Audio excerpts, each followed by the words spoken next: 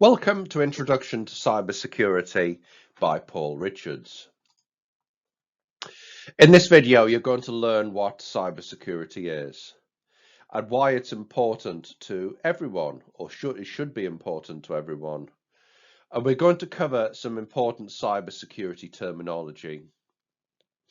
When you're learning a new subject area, comfortable with the terminology is the first step, being comfortable with the terminology, and you can then get deeper into the concepts and then start to become a practitioner then, but the terminology is normally the first barrier.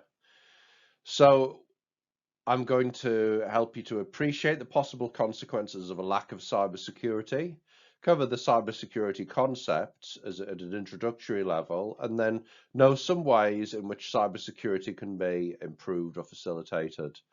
I say an introductory level, but this video is useful for students of cybersecurity. It would be a bit heavy going if you don't have a little knowledge of IT to start off with from your academic or personal or professional life. If you are finding it challenging though, you can always pause the video at any time. So about me, I used to work in IT, various jobs, sort of help desk, project management, database administrator, senior web developer. I have an academic background in computing and AI research, and I have a certificate in online education. I've worked as an associate lecturer in computing since 2015. Tutoring on various modules in Java, web development, algorithms, penetration testing, which we're going to come on to a little bit later, projects, and of course cybersecurity. And all the views rather in this video are my own, except where otherwise acknowledged. I have included quotations and things, and I've got references for those which are available at the end. What is cybersecurity? Well, cybersecurity is about keeping the digital world safe. The art of protecting networks, devices, and data from unauthorized access or criminal use, and the practice of ensuring confidentiality, integrity, and availability of information. And we'll go on to explain things like confidentiality, integrity, and availability later on. Our modern society is increasingly interconnected via the internet and reliant on vulnerable computer systems. Quite scarily, things like power stations, electricity grids, everything is done via digital systems. So what can go wrong? The KNP group, they are also known as Knights of Old. They were a reasonable sized logistics haulage company.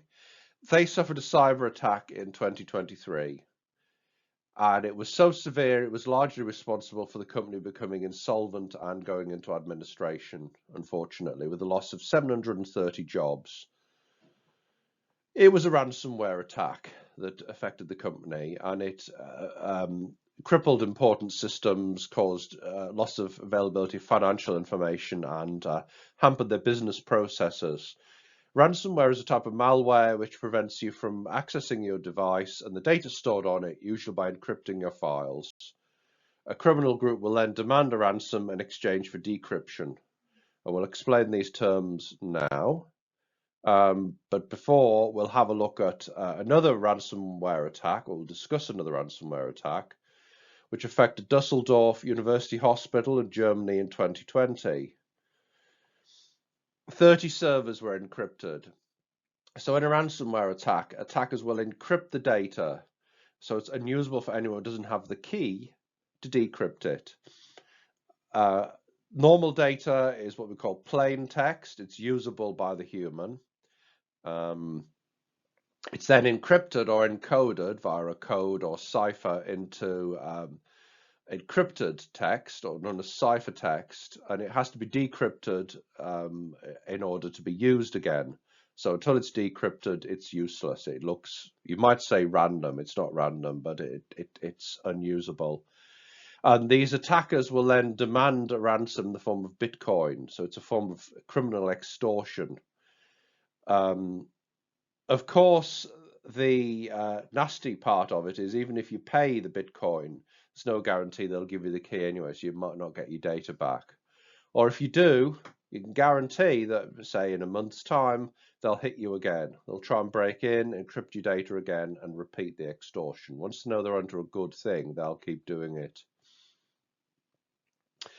And the attack in this case is likely to have resulted in the death of a patient because they were so disrupted that the patient was redirected in an ambulance 30 kilometers, about 20 miles, and the delay in receiving treatment was fatal. So ransomware is a type of malware. Malware is malicious software. One of the most common types of malware is a virus, and in fact, the word virus in some people's minds is almost synonymous with malware, although the virus is really a type of malware. Viruses and worms are types of malicious software which replicate themselves. They make copies of themselves on infected computers, and they spread from one infected computer to the next. So once one computer has it, the next one, the ones that are connected to it get it, and so on. The main difference is that a virus requires a host file or program to attach to, whereas a worm can self-replicate. Now, to some of you, it may sound nasty if it keeps making copies of itself, but the side effect of that is that slows the computer down. It takes up resources. It grinds systems to a halt. It can grind networks to a halt, where they keep making copies all over the place. And also, potentially, you don't know what else is embedded within the virus or worm. Talking about embedded, a Trojan horse is a type of malware that's based on an ancient Greek myth. A Trojan horse is some software which claims to be one thing but is in fact another. It might look like something as simple as a GIF or an emoji or a game that you can download, and inside it might have some software which does something malicious. It could wait until midday tomorrow and then just wipe your hard drive, for example, causing untold damage. Ransomware, we've already discussed, encrypts data and they demand money for it to be decrypted, and it doesn't always get decrypted anyway. Spyware, it hides on your computer, and spyware then observes what you're doing, copies information off your computer, copies maybe which programs you open, you maybe sniff around for financial information, bank account details, and it can pass those details back to the attacker, which has planted the spyware on your computer. A keylogger. That's similar to spyware, but more specialist. Actually, a keylogger records the keystrokes. And principally, they're looking for usernames, but more typically passwords. They're looking for passwords. Passwords are recorded. You can get physical keyloggers, which is actually a little device or dongle that goes on the back of the computer. Excuse me. But you can actually get software keyloggers as well that'll transmit those keystrokes back to the attacker. Once they've got your password, they can impersonate you and get everything that you can get access to. Adware hides on the computer and pops up annoying adverts. You don't know what objectionable or offensive products there might be for, or whether they've got scams hidden within them. So adware is bad news. Rootkits and backdoors are things that are on your computer, and they allow an attacker who's obviously gained entry to put those things on your computer to get back in at any time. The difference is a rootkit is embedded in a deeper level within the computer and gives that attacker admin access, so they can do whatever they want. They can create users, alter rights, access rights on your computer, delete, modify files, copy files, whatever. So there's a whole variety of different types of malware, malicious software. Many years ago, you had to be a programmer to create malware, but now there are tools available for hackers to create malware very easily. Hackers are people that just like breaking into computers. You get white hat hackers who do it for positive motives, such as improving security, and black hat hackers who do it for nefarious motives. Hacking into people's computers without their permission is typically illegal in most countries of the world, certainly in the United Kingdom and in the USA. CIA triad. Three of the most important concepts in cybersecurity are confidentiality, integrity, and availability. And good cybersecurity is about maximizing these things, ensuring they're not compromised. So this is how we define them. Confidentiality is the property that sensitive information is not disclosed to unauthorized entities. An example of a breach of confidentiality would be if bank account details and financial information is removed from your computer without permission and given to third parties. Also, if your passwords are leaked on the internet without your consent, or if trade secrets are taken from a company. Integrity is where data has not been altered in an unauthorized manner since it was created, transmitted, or stored. So if it has been altered in an unauthorized manner, that's a breach of integrity. Classic example is deleting files without the owner's consent, modifying company financial records so they pay people fraudulently, or pay companies fraudulently. Availability is timely and reliable access to information or a service. So if availability is compromised, then things become slow or effectively unusable. People have high expectations in the commercial world, so if you can't access something for an hour, people will just go elsewhere and find an alternative, Availability is often compromised by what we call denial of service attacks, which we'll discuss in a minute. Ransomware attacks, which we've previously talked about, affect all of CIA, but mainly availability. So some more terms: attackers, attacks, and attack vectors. A cyber attack is a malicious and deliberate attempt by an individual or organization to breach the information system of another individual organization. So previously we've had a ransomware attack. Attack vectors are the way in which the attack reaches its target is like an informal definition, or the way in which the method of performing the attack. So other common attack vectors include weak and compromised credentials. So if you've got a system where things are not protected by a password, or the password is very easy to guess, it's a dictionary word, because attackers will just trawl through all the words in a dictionary to see if that's your password, then the attacker has got an easy entry point there.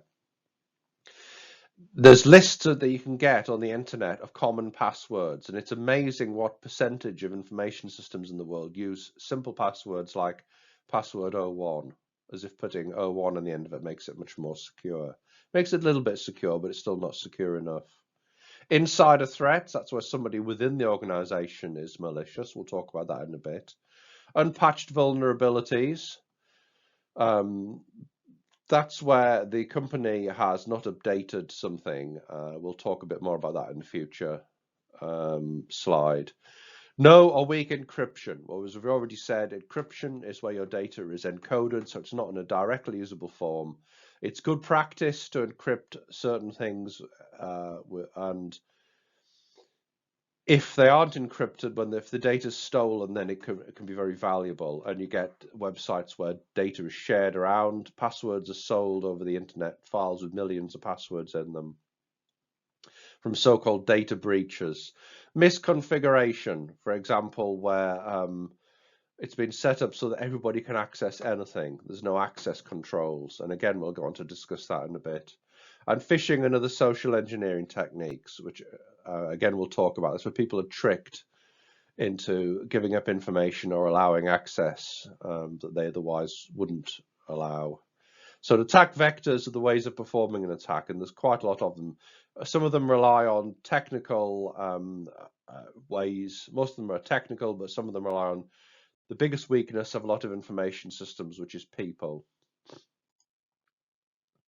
So, as I said, social engineering is about tricking people, typically on the internet, to give up things, which they wouldn't normally give up had they had full insight into what's going on, such as giving up money, access to the computer, or access to personal information.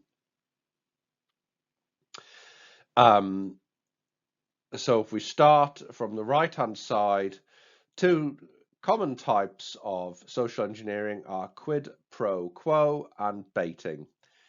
In those techniques, a reward is offered in exchange for information.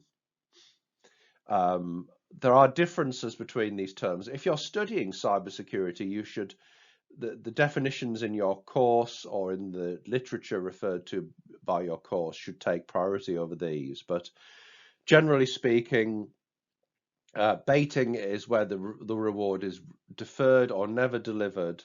Quid pro quo is where it is delivered. So they could leave a USB stick outside and have something on it that says, suggests that it's valuable. Amazing photos. People will plug it into their computer, and it might run some software automatically that downloads a Trojan onto their computer. Baiting, they'll promise to give you money. I'm a Nigerian prince, but don't forget these social engineering attacks are performed internationally from all different countries of the world. But I'm a Nigerian prince is the stereotype, and there's been a revolution. I've got £3 million, but it's locked away. In order to receive it, I need you to give me 500 in order to help me get access to the account. And of course, you give up the money, you don't get anything back. There's no such thing as a free lunch. If it sounds too good to be true, it probably is. So that would be an example of baiting, because the reward, the millions, isn't delivered. But there's a couple of other social engineering techniques used in that as well, which we'll discuss. But tailgating is a physical social engineering technique where attackers will hover outside a building. They might be carrying a heavy box. Can you open the door for me? Once they come in, the person that's helped them loses track of them in the crowd. They'll then go around, see if they can get access to servers, stick a disk in the server, USB stick in the server. Can they access unprotected devices? Can they connect to the network without being protected inside the building? So the answer is good cybersecurity in an organization such as a big company also implies good physical security. Waterholing, it uses an analogy of where animals like hippos feel safe by their usual watering hole. You might feel safe on an internal company website, an intranet site, or company system. And what an attacker might do is take over that company intranet, make a copy of it, change the links in it to malicious links, which enable them to download things onto their computer, onto the user of that internal site onto their computer. And because it's an internal site, it's trusted and people's guard is down. So that's what waterholing means. They will infect something which is a trusted and used resource, such as like a message board that lots of people might frequent, that they use all the time, or a forum or something like that. They might impersonate one of the users. It's a form of waterholing. Pretexting, that was also something we've discussed in the Nigerian scam. Pretexting is where you pretend to be a story, where a false story or narrative is offered up. Similar to impersonation. Impersonation is falsehood as well, but they actually pretend to be someone they're not. And a lot of these social engineering techniques use similar psychological tricks to what advertising does. They try and exercise authority over you. They try and make you scared. They try and appeal to your greed. They try to get you to make a decision quickly, to pressurize you. They pretend that they are the CEO of your company or the chief financial officer, and they ring up ordering you to pay money immediately to some third-party supplier. It's got to be done in the next half an hour. So you haven't got time to check, you just do it. Except you don't do it, you do check, because there have been high-profile cases where officers, directors of companies have been impersonated using AI for this. So then we come on to the phishing side of things, which is the sort of channel which these things are performed. Phishing is where people send these scam emails with links and attachments in them, enticing you to click on them in the hope that you download things or go to websites under their control, which might look legitimate, but are in fact malicious websites, which will enable them to install malware and things, Trojans and stuff on your computer. If it's done via emails, it's phishing. If it's done by text, SMS messages, it's smishing. If it's done using voice, typically voice over IP, it's vishing. Whaling and spear phishing are where more high-value targets are affected, such as company executives and politicians. They typically do more research into the target, so they're more convincing. And they're looking to maximize their return in their criminal scam involving these high-value targets in whaling and spear phishing. The vulnerabilities. When an attacker performs an attack, they exploit a vulnerability. A vulnerability is a weakness in an IT system which can be exploited by an attacker to deliver a successful attack. So we're trying not to make the definitions too circular here, but if we give you some examples, it might help you to understand. Typical examples of vulnerabilities are weak access controls. So again, you find that people can access everything, or people have got too much access. In general, people should only be allowed access to things which is as necessary and as much as necessary to do their jobs within an organization. Poor password policy. So if you're never made to change your password and you're allowed to pick short passwords, like 6 characters long, those are really easily guessed by attackers. So that then makes that system vulnerable.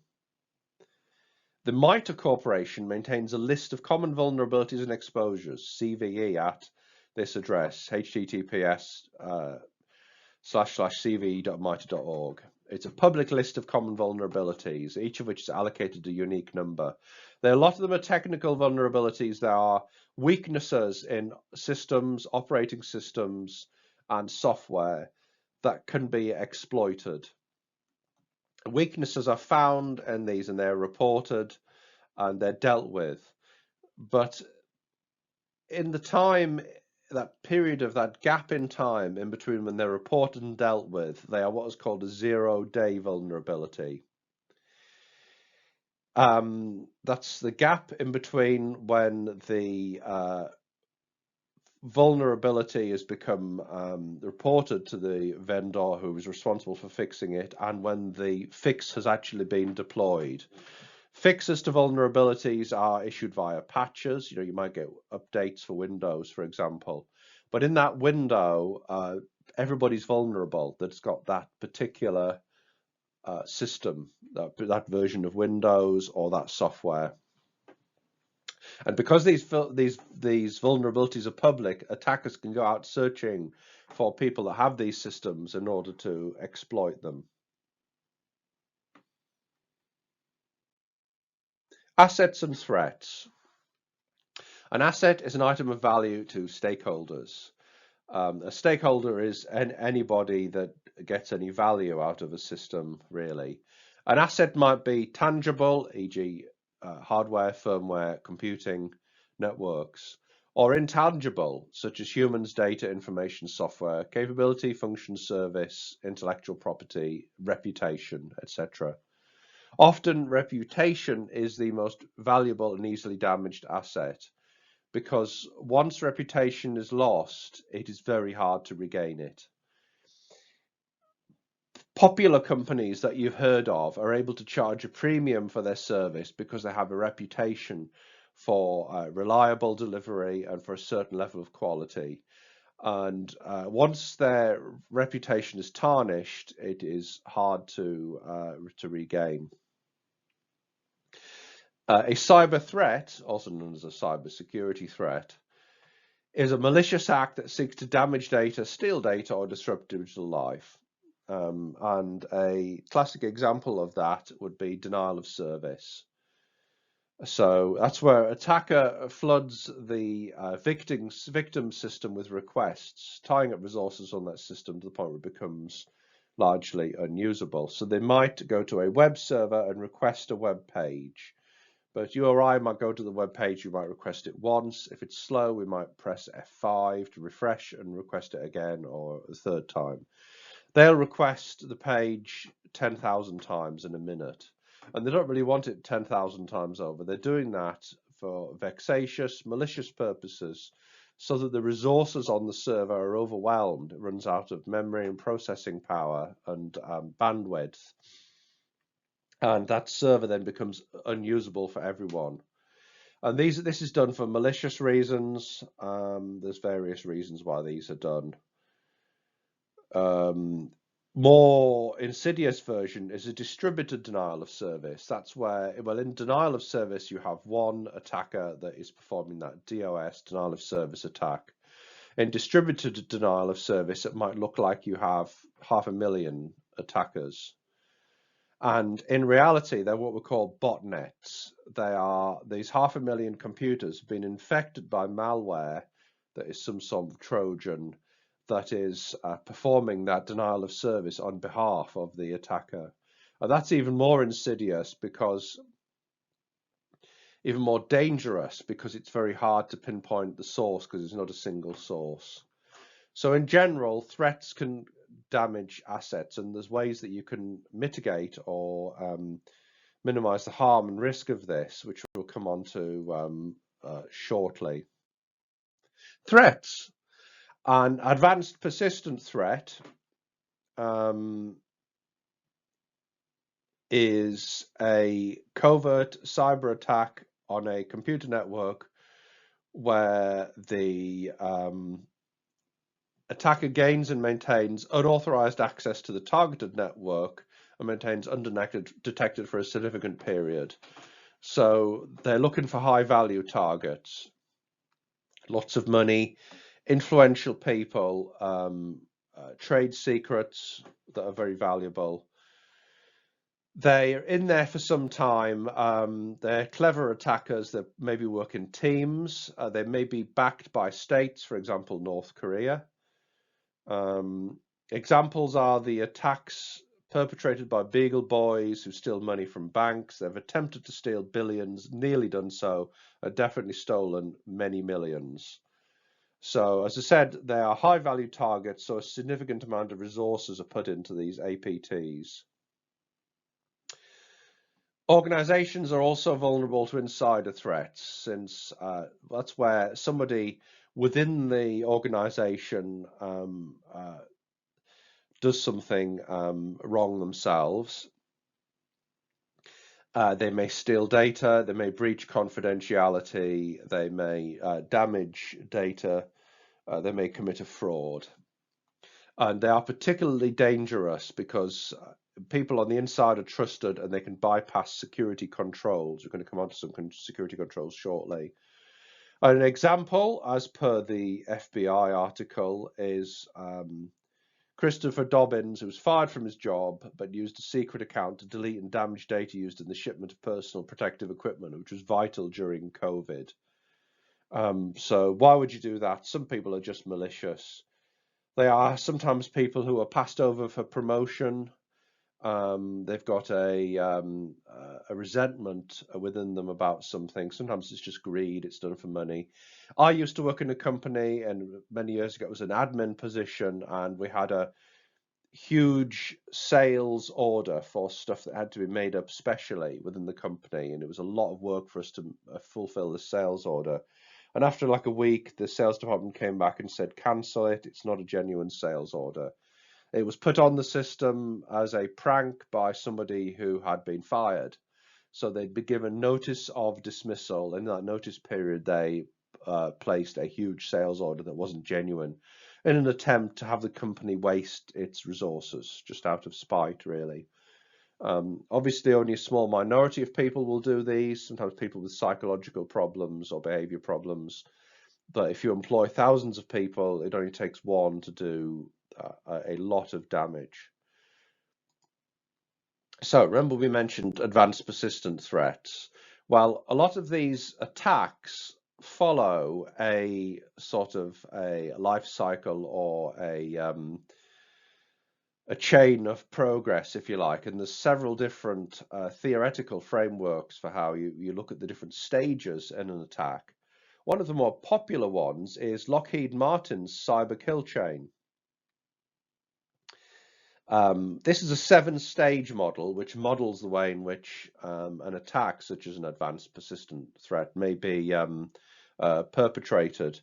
The first stage, reconnaissance, is where they collect information such as email addresses. They'll find out who works within the company, what are their job titles, what technologies does the company use, etc., what are their vulnerabilities. In weaponization, a deliverable payload is developed, such as a Trojan, a phishing email, etc. In delivery, that's where they deploy the weapon. For example, they might leave an infected USB stick, or they might send the Trojan, send the email, the phishing email. Exploitation is where the vulnerability is utilized to gain entry. They found a way into the server through your network if it's not entirely secure, if your firewall isn't set up properly. Installation, the system is infected with malware. Command and control, the attacker develops the ability to manipulate the system and do what they want. For example, through privilege escalation. They may have used a social engineering technique to take over the account of Johnny in admin, but they want to do more than what Johnny is allowed to do, so they may use further vulnerabilities to escalate their privileges so they're at an admin level and they can cause more damage. Then you have actions on objectives. They steal what they want to steal, they damage what they want to damage, they encrypt what they want to encrypt, or they do what they want to do. Sometimes there's a further stage which is not shown where they clear the tracks. So what they do is they remove any evidence that they've been in your system so that they can come back again later, particularly if they haven't had a chance to do what they want to do in one go, or if they want to have another stab at it later on. So there's several different theoretical taxonomies for these different attacks, and cyber kill chain is one of them. We've seen the CIA triad. Another triad of concepts which is vital to cybersecurity is AAA: authentication, authorization, and accounting.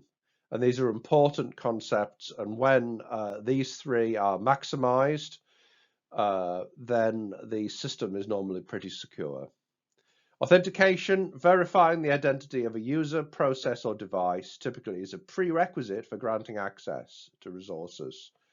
So we're checking that the user is who they say they are. Some of the definitions are a bit woolly because it's who they say they are, but it's not necessarily a person who is logging in. For example, you could access a website that does e-commerce, and that website may have an automatic process which logs on to a payment service, a bank payment service, to get the money. So programs and systems talk to other programs and systems, and they have to authenticate each other to prove that they are what they say they are. There's different ways of doing this. For example, passwords. Passwords have weaknesses. If they are simple, then they're easily guessed. If they're complex, sometimes they're written down, or the users change them, but they change them in a predictable manner. They just put a 1, 2, 3 on the end of them, or the name of the month on the end of them. So they're again, that can be too easily guessed.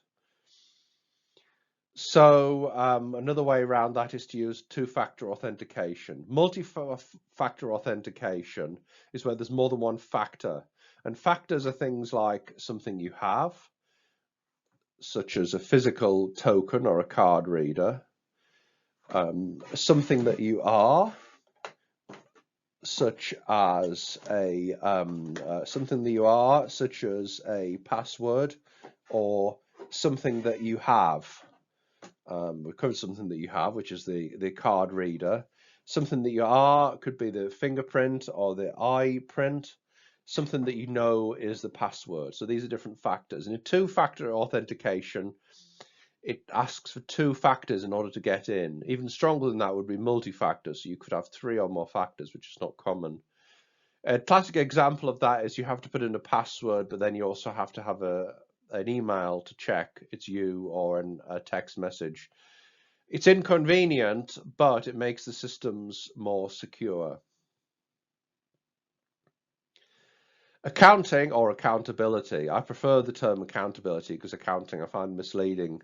Is the property that ensures that the actions of an entity may be traced uniquely to that entity. So again, by entity we mean a person accessing a system or a system talking to another system. So the activities are recorded via logging and auditing. A log file is a big file which logs who did what and when. Now, they're reviewed in the event of an incident. So the system crashes, there's funny error messages, the IT person can get out the log file and see the full details of what the person was doing, what the errors were at that time. But they're also useful in the event of a cybersecurity incident because you can see who has been logging in, which account has the hacker been using, what time did they log in, which server did they get into first, depending on how detailed the logging is. Logs are typically very large, but you get tools that you can use to search through them. Accountability supports non-repudiation. Non-repudiation is where you can't deny what you've done. Imagine if you could enter into a contract to buy 100,000 euros tomorrow at lunchtime at a certain rate. And then when tomorrow came round, if the rate had changed so it wasn't favourable and you said, well, actually, I didn't sign that. It wasn't me. It was fake. So it's very important for trust that we know who people are who say they are. And there's various ways of ensuring that, such as digital signatures. But in general terms, it's accounting or accountability. And accountability also enforces good behavior in systems, because if you know that your actions are being recorded, people will know that things like insider attacks are much less likely. But there are other ways of ensuring security, such as security devices. One of the most common ones of these is a firewall, which is a network security device that separates a trusted internal network from an external network deemed untrustworthy, such as the internet.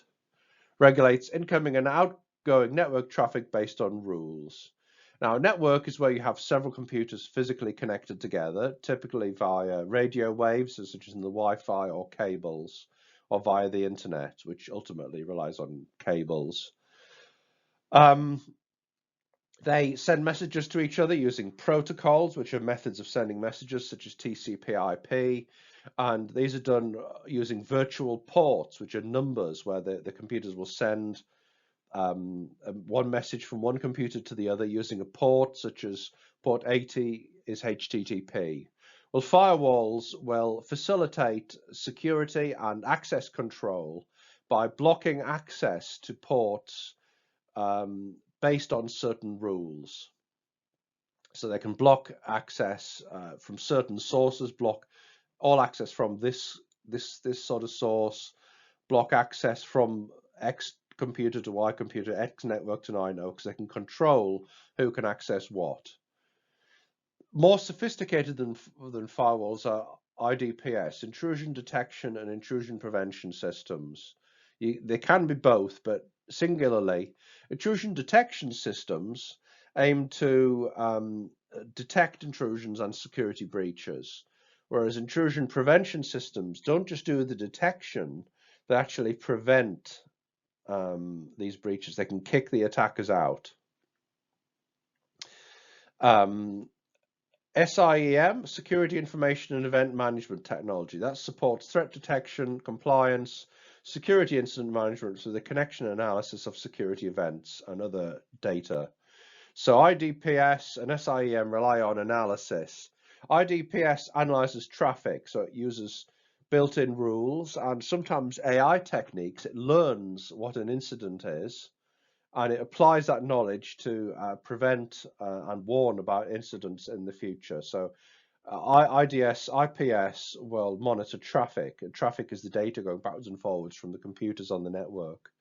SIEM monitors logs, so these are the files of activity. A honeypot is a simulation on an IT system or software that acts as a bait. So it's a part of the network which looks attractive to a hacker, an attacker, but in fact it's put there as a lure to direct the attackers to the honeypot. And honeypot is an area, if you like, a fake area that you've made up where it doesn't matter what they do, they can't do too much damage. So you can lure the attacker there, and while they're lured in the honeypot, hopefully the IDS will have sounded an alarm, and the system administrator will then come on and look at what's going on. But in the meantime, the attackers are stuck in the honeypot, fathoming out, looking at it. So it's convincing looking attractive target for attackers. As you can imagine, there's a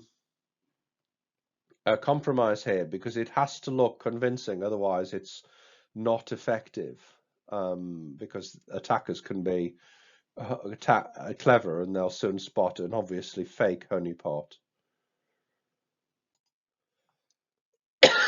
Excuse me. So good cybersecurity practices.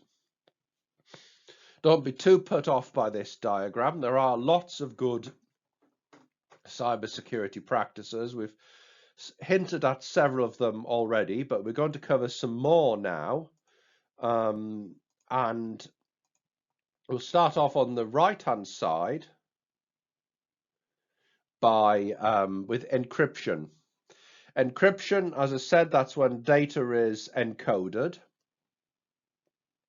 So it's rendered in a form which makes it not directly usable. You can encrypt payroll information, passwords, financial information. You can encrypt your whole disk on your computer through something like BitLocker. So even if it's stolen, it's no use unless you have the ability to decrypt it. Patches and updates. Well, when the suppliers of a system find that there's a weakness in it, a vulnerability, a way of getting into it without going through the normal security maybe, they will issue a patch. It's good practice to apply these as soon as possible, although it's not always as simple as that, because updates, which are sort of bigger, things, can cause delays and disruptions, so you have to program them in. But until they're applied, you can be vulnerable. Penetration testing is a type of security testing where you use white hat hackers to break into your computer just to test the security. They're typically like consultants that you employ. Physical security, so do you have fences? Do you have locked doors? Do you have cameras? Have you locked away your servers?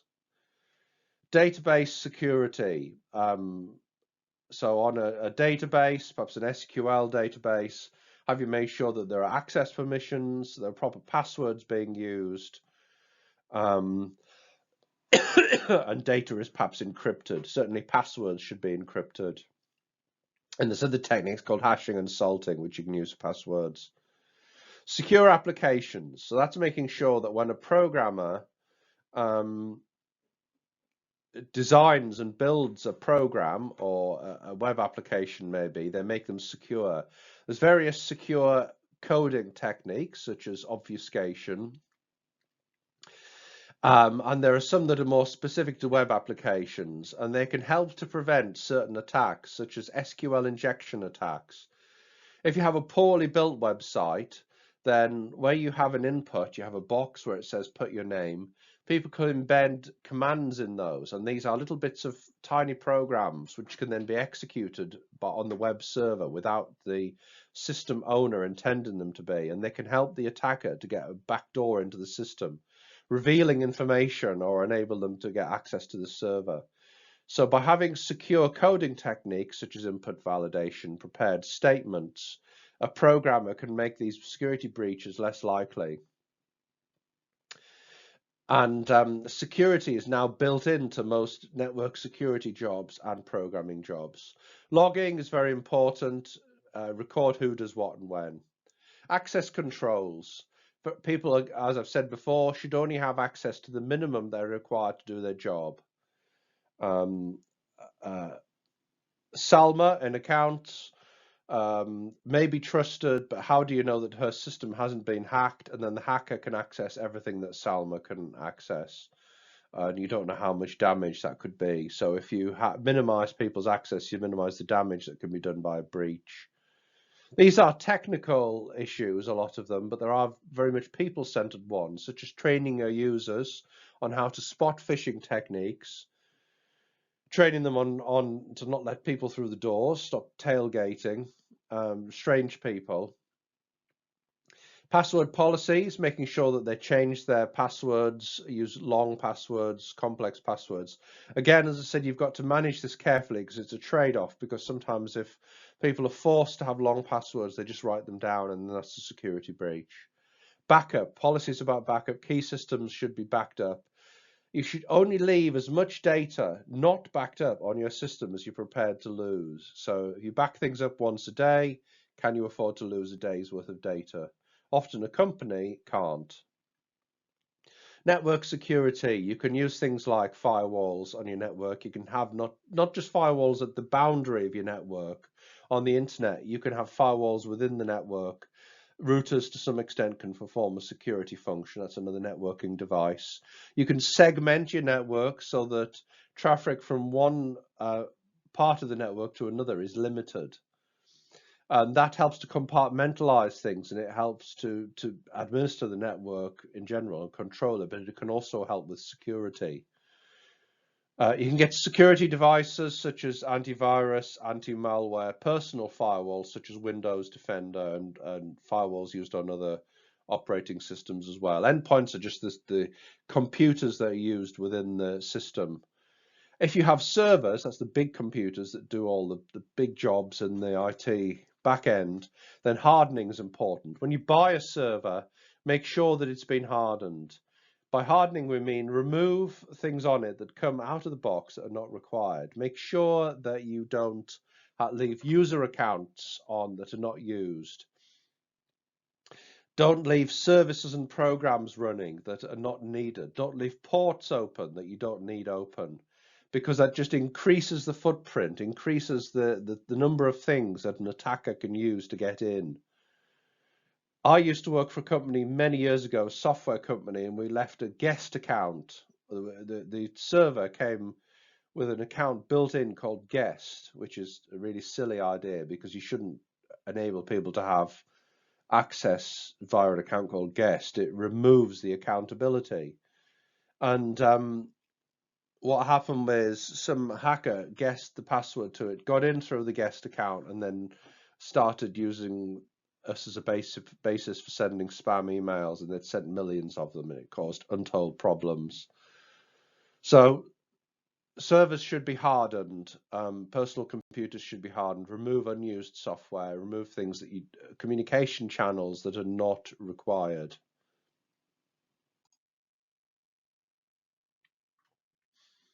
So learning cybersecurity. A lot of people find learning things in general very interesting. Cybersecurity is very interdisciplinary. It's deeply technical. It covers, to some extent, software development and programming, but more things like network security. It affects physical security. It has legal aspects to it, such as the Computer Misuse Act in the UK, Data Protection Act. It has affects management theories and management science. It interacts with psychology. You get cyber psychologists that look at how easily people are deceived and how people can be taught things. People just like learning security in itself. Hacking is a big challenge, and you can get websites such as Try Hack Me, where you can do puzzles where you can try this hacking yourself. Excuse me. There are certifications which are sometimes quite tough and well respected certificates that you can do in cybersecurity, such as the CompTIA Security Plus. There are university courses that you can do, such as the Open University BSc Cybersecurity, which you can do in your own time. Takes you typically sort of 4 to 6 years, 3 years if you're full time. And you can learn cybersecurity, penetration testing, network security, information security, that sort of thing. So in summary, cybersecurity is about keeping your vulnerable assets safe from attackers, because cyber attacks result in disruption from a compromise of confidentiality, integrity, and availability. Beware of common attack vectors such as social engineering. Don't open that email, even if it says you'll get $1 million or you're entitled to free something or you've won a special offer or something. Advanced persistent threats and insider threats can be very damaging, particularly within larger organizations or high-profile people. Authentication, authorization, and accountability are important in ensuring good cybersecurity. Make sure you know people are who they say they are, when you're allowed to access what they need, and that you know what people have done. Various technical and non-technical solutions, such as user training, that's non-technical, and firewalls and IDPS can help to facilitate this using various built-in rules and ways of restricting access and make it more difficult for an attacker. And you can learn cybersecurity at degree level and through these quite well-respected certifications, such as the CompTIA Security Plus that we've discussed previously, and things like EC Council's Certified Ethical Hacker and the Cisco courses. I myself have done a Cisco course. So a quote here from Newton Lee, who's a research scientist and author. As the world is increasingly interconnected, everyone shares the responsibility of securing cyberspace. So you're responsible for your own cybersecurity, and everyone to some extent is responsible for cybersecurity within an organization. And more so if you're, say, in network security, software development, or you're a security professional yourself, such as a penetration tester. So thank you for listening to this video. I hope you found it helpful. I hope you found it's given you a lot of useful concepts which help you to understand the theories of cybersecurity. Now it's up to you now to apply this knowledge, and because this is only an introduction, to read more about your knowledge. The world of cybersecurity is constantly changing, so there is always more that you can learn. If you want, you can leave a comment at the end of the video. Otherwise, thank you very much for listening to this.